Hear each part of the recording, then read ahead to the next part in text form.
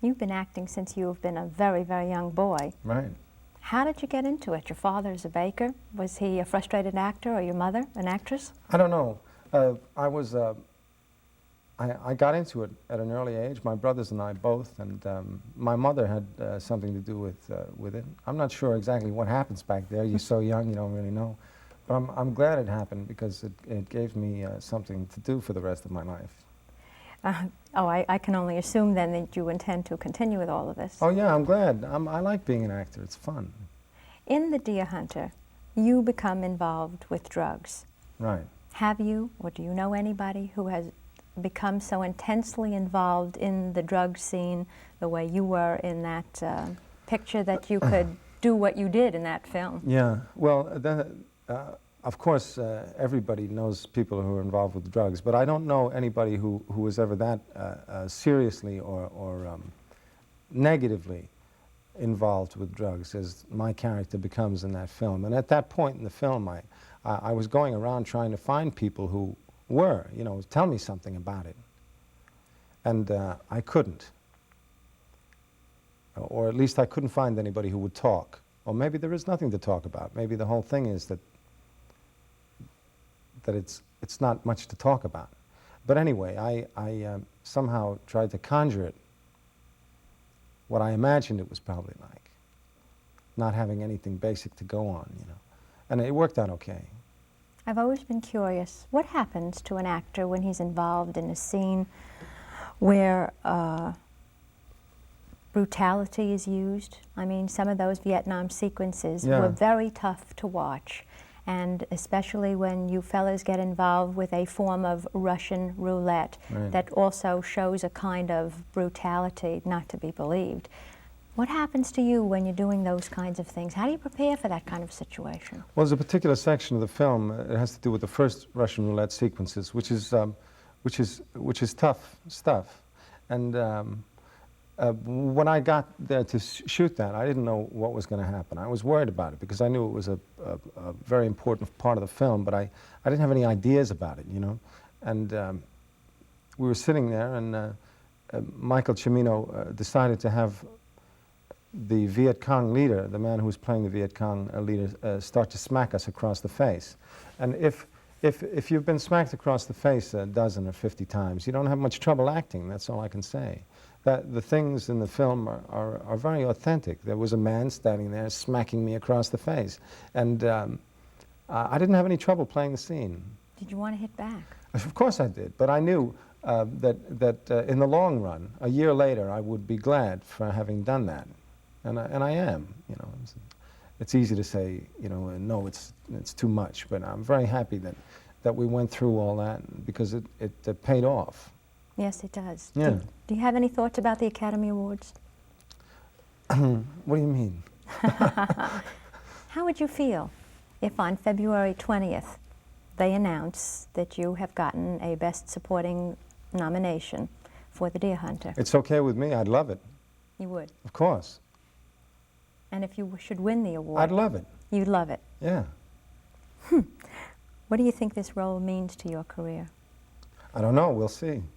What's happened since then? I mean, there's been a lot of talk about But the picture hasn't even opened yet. That's true. You know, but it's interesting. The industry starts talking. Once the industry starts talking, that usually means other things begin to happen. But I'm unacquainted with all this, you understand? So that I'm not sure. I have no precedent to go by, no experience on the subject, so I don't really know what happens. I hope it leads to giving me lots of choices, because as an actor, I've mostly had to do things in order to make a living. And I think that maybe one of the great things about success is that your choices become more, you have more variety of choices. There are more things you can choose to do just because you're interested in them, as opposed to having to do things just for, you know, just for your rent. Have you had to starve a lot? No, not at all. I've always made a living as an actor, usually a pretty good one.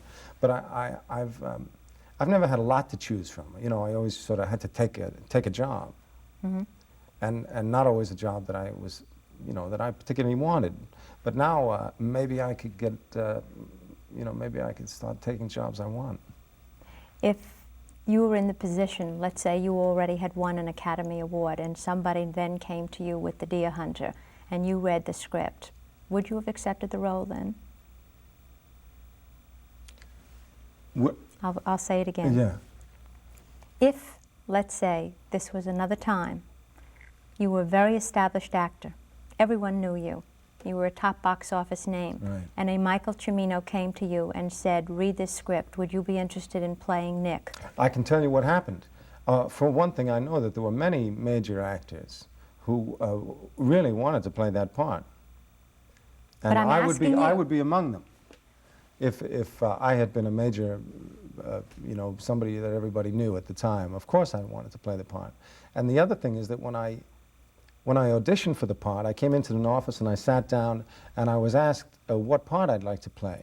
And I didn't even dare say the one that I got to play because I never figured I'd get it. whose part did you think? Oh, I named other parts. I named some of the smaller parts. You know, it was just too good. I didn't believe that they'd give me that part. Had you prepared for it? No, I didn't really. I'll tell you the truth. I didn't think about it. It's an easy thing to say, you know, sound like it on TV and everything. But I didn't think about it. I really thought that I was up for one of the lesser parts.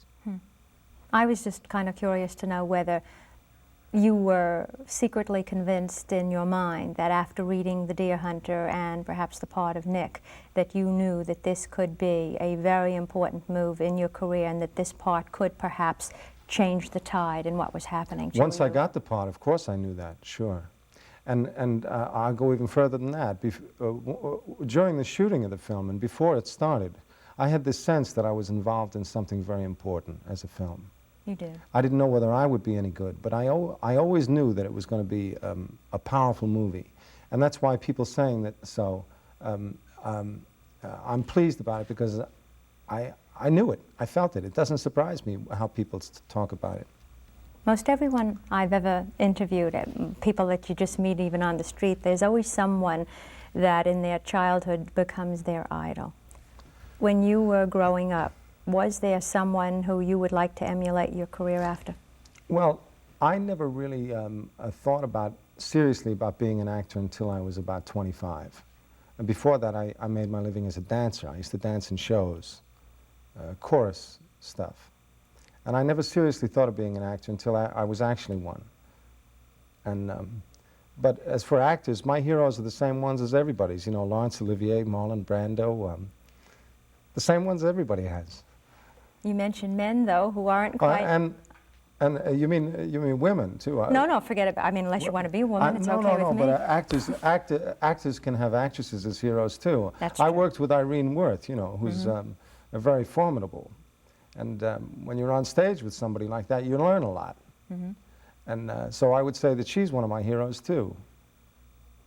But I couldn't name an actor that you would never heard of. You know. You know what I find interesting about what you've said about the people that you've mentioned? One, you said you got along brilliantly with Robert De Niro. Two, you love Laurence Olivier. Three, you're crazy about Marlon Brando.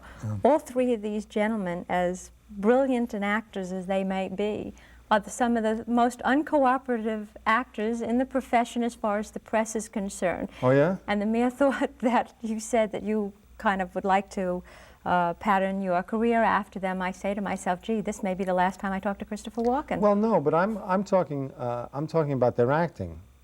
And I think that something to do with press, it gets more involved with personal and personality things. But doesn't it all go hand in hand, though? I don't know if it does. I don't know if it does. I mean, after all, they deal with me as actor to actor, not they, in the case of Robert De Niro.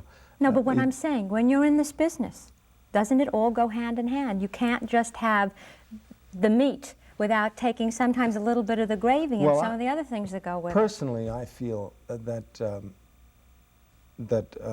publicity and press and things like that are very important. I like it. I like being on TV, and I like talking, and I like doing interviews and all that. But if I didn't like it, I mean, I enjoy it because I like it. And I guess other people don't, that's all.